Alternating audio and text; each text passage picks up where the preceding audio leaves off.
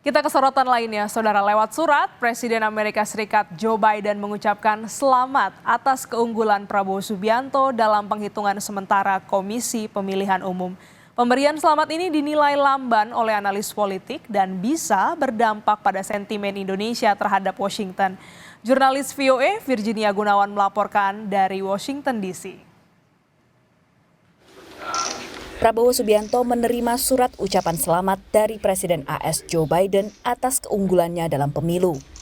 Lewat Duta Besar AS untuk ASEAN, surat yang ditandatangani Biden juga menyoroti peran Prabowo sebagai Menteri Pertahanan dan harapan untuk memperkuat hubungan Amerika Serikat dengan Indonesia. Gedung Putih membenarkan surat ucapan selamat tersebut. Analis melihat surat Biden ini sebagai sinyal Gedung Putih yang bersemangat untuk menyelamati Prabowo. They know him well. He's been, coming to DC since his Pentagon visit in 2019. The administration clearly prioritizes Indonesia alongside Vietnam and the Philippines as the top tier of their engagement in Southeast Asia. And the election was the largest single-day exercise of democracy in human history. So, of course, they want to recognize all of that, but they also are aware there are court cases filed to challenge the results, and the official count won't be out until March 20th. So they had to split hairs a little bit here, congratulating him for leading the count without formally saying congratulations on being elected.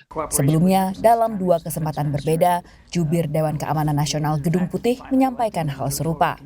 Sejumlah kepala negara lain telah menyampaikan selamat kepada Prabowo, baik sebagai unggulan dalam pemilu ataupun sebagai pemenang.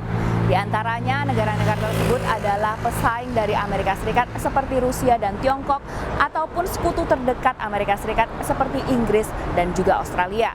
Analis menilai relatif lambannya pemerintah Biden menyelamati Prabowo dikhawatirkan akan memperburuk sentimen negatif Indonesia terhadap AS. Permasalahan utamanya ada sentimen di Jakarta sekarang, terutama mengenai respon Amerika atau dukungan Amerika terhadap Israel mengenai perang di Gaza, dan juga hubungan yang tidak harmonis antara Amerika dan China.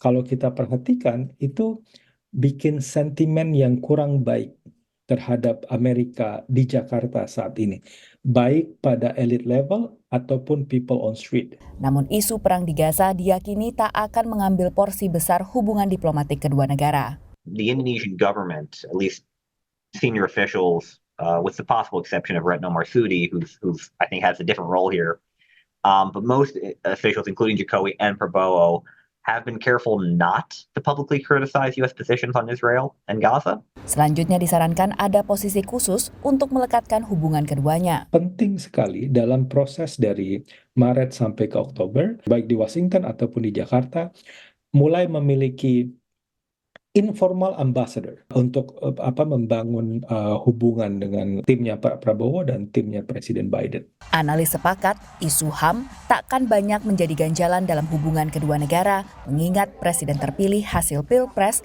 memang telah menjadi pilihan rakyat bersangkutan. Dari Washington DC, Virginia Gunawan, VOA.